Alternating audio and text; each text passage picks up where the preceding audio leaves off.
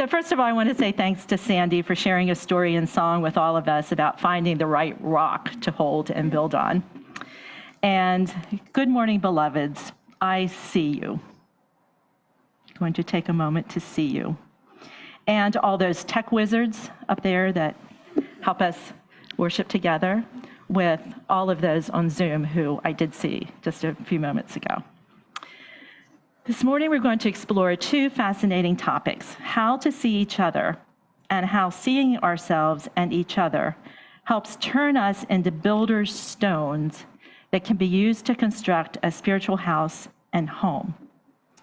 This month, we'll be looking at our 4 pillars, which is one way to say our 4 commitments as a Kidamakundi family. Each Sunday, we will be addressing one specific pillar. Today, we begin to think about our inward journey. I begin my sharing today with an observation. Jesus was constantly calling his peers and followers to think outside the normal human box. A few examples. Where his peers saw a sinful woman deserving of a cruel death by stoning, he saw a human worthy of life. Where his peers saw a beaten man from another country lying on the side of the road, causing them to move to the other side of the road and continue walking, he saw our neighbor, who all of us would run to and help.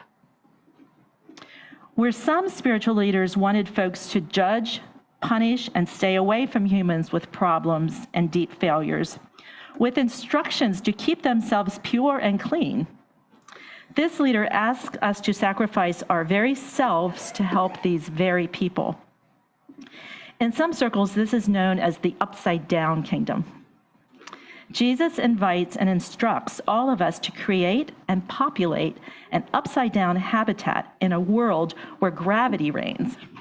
So if you get dizzy today, remember to lean forward and put your head between your legs. Let's begin with the first image, the first verse that Pat read to us. We're asked to come to our Creator and offer ourselves as living stones, so together we can be formed into a very strong spiritual house. How on earth are our human selves to become living stones, we might ask, as we touch our soft flesh and think of all our fears and our human fragility? Here I digress for a moment to address how we develop a self in the first place. When we're born, we are without words, but we are not without ingrained ways to communicate. Most of us take our first breaths interspersed with wails and shrieks and tears to make sure we are immediately reunited with our mother and her arms and her milk and her love. If we were lucky enough to have emotionally and physically healthy, loving caretakers who knew how to see us, we developed a sense of inner identity and strength. From our first moments, most of us here today, to some degree, were held and kissed and loved and spoken to and responded to. We were seen.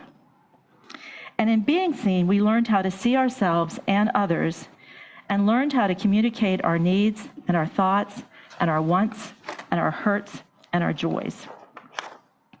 If life does not begin for us in this way, we do not develop an inner sense of self and peace and power. The following is from an article on neglect from the Harvard University Center on the Developing Child, and it addresses neglect and abuse. A few quotes. The first one: the absence of responsive relationships poses a serious threat to a child's development and well-being. Sensing threat activates biological stress response systems, and excessive activation of those systems can have a toxic effect on developing brain circuitry.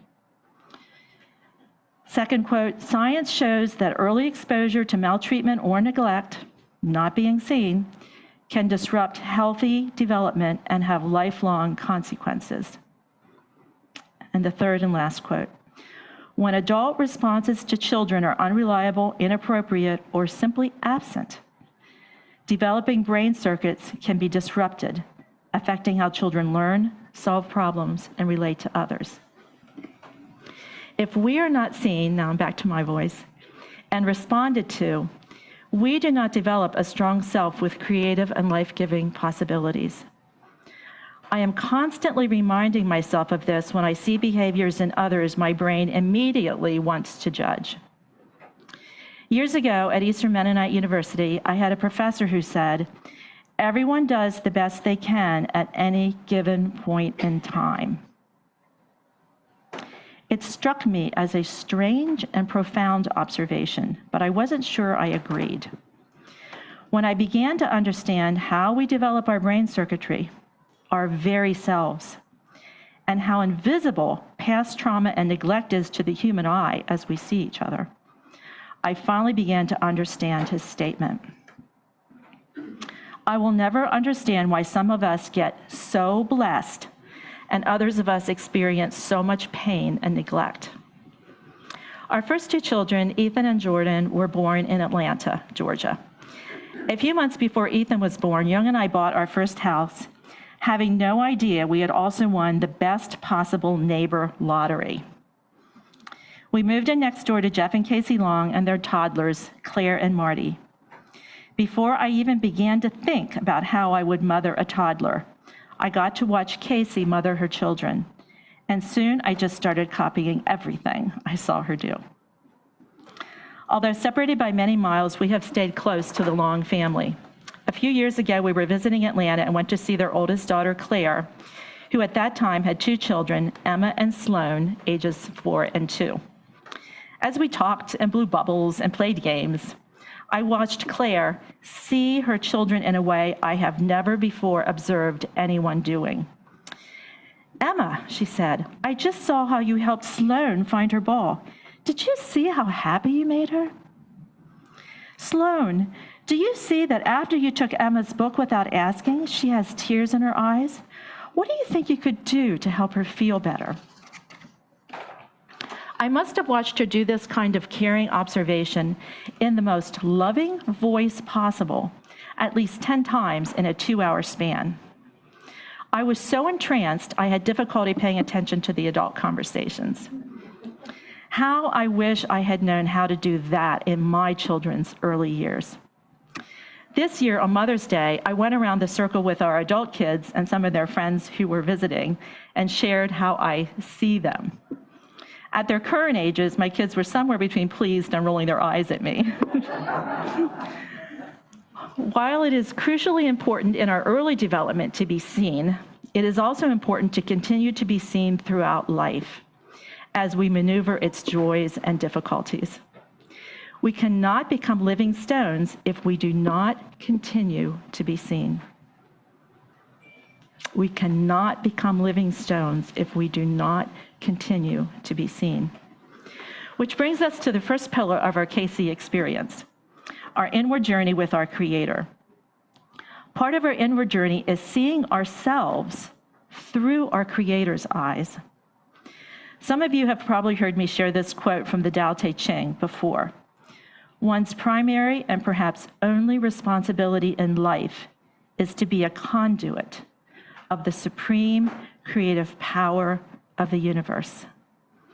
I imagine each of us standing here with this power shining through us with our own individual combination of colors. We are a conduit of that. As we enter our commitment season this fall, we will be asking anyone and everyone who is part of our Casey family to share practices and resources that enrich our inner lives and allow us to see and be seen by that creative power that gives us life and shines through us. We will find a way to share these resources with everyone. A second method of resourcing our inward journey is to be in care groups with each other. This is a beautiful way to see each other and continue to be seen. I say again, we never reach a stage in life where being seen is irrelevant. And in difficult times, being seen can be the strength that puts pep into our steps or breath into our daily lives. In addition to the example I just shared about Claire and her children, I'm including a few other examples of how powerful it can be when we see each other. When I was in my fourth year of college, I went to a year-long program in Washington, D.C. through Eastern Mennonite University. That was the very early days of the very same program Avery, our son, did 2 years ago when he interned in D.C. with Little Friends for Peace. During that year, living in a group house with 12 students and being mentored by 2 wonderful professors, excuse me, I found the combination of support and anonymity I needed to leave the church I had grown up in and stop dressing plain, which is how we describe the attire of the Amish and other Mennonite and Brethren groups that wear similar clothing. While I loved and still love many things about how I grew up, my inner self had never felt fully consistent with all of the teachings and roles I was expected to comply to. At the end of the year, the 12 students in our group house and our 2 professors were sitting together to process our experiences. At some point, it was my turn to share, and I said that given all the changes in my life, I had no idea who I was anymore. I instantly saw one of my housemates, Kathy, open her eyes and lean forward. She looked at me and said, "I see the very same person I saw at the beginning of the year."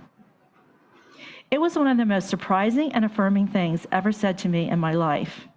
And I began to look at myself with a new curiosity and took time to try to get to know and see me. Another example of seeing others in a powerful way came up a few weeks ago in care group when one of our members, Lois, shared about 3 recent experiences when she passed folks on the side of the road asking for help, and how each time she went and bought them food and brought it back and gave it to them. When I see someone begging, although I feel bad for them, if I'm in my car, I must always continue to take care of the tasks I had set out to do, and then I forget about them in less than a minute. Lois, on the other hand, sees her neighbors and treats them as such. Thank you for reminding me, Lois, that according to that out-of-the-box thinker we follow, they are our neighbors. And I can only imagine the strength that those of you who write letters to our imprisoned neighbors help build, as your very letters say, "I see you," to folks that probably feel very invisible and may have no idea of who they are anymore. And Sandy Quinn reminded me that in the movie Avatar, when people wanted to tell others they loved them, they used the phrase, "I see you." One more gift that comes from seeing is the development of projects that serves our neighbors. Every time I walk in our sacred garden, I am so blessed by the vision that Elaine Buderer saw and continues to create with many of you, as well as how we, who live in Columbia, daily walk and live and breathe many of the visions of that little girl with her dog who stands there quietly in our pond.